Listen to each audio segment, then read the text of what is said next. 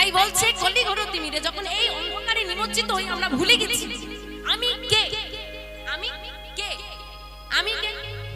এখন যদি আপনি বাড়ি যাওয়ার পর কেউ আপনাকে শিউলি দাস নামটা বলে আপনার কি মনে পড়বে? আমার এই চেহারাটা।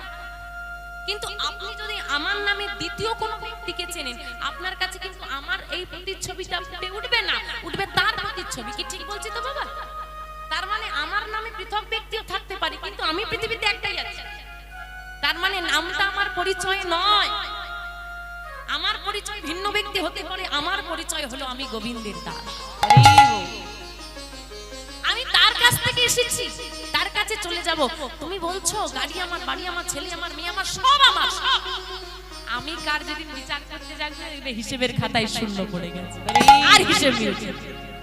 সব আমার হিসেব হয়ে যাবে কিন্তু আমি কার হিসেবটা তুমি মেলাতে পারবে না। তুমি যার সর্বস্ব।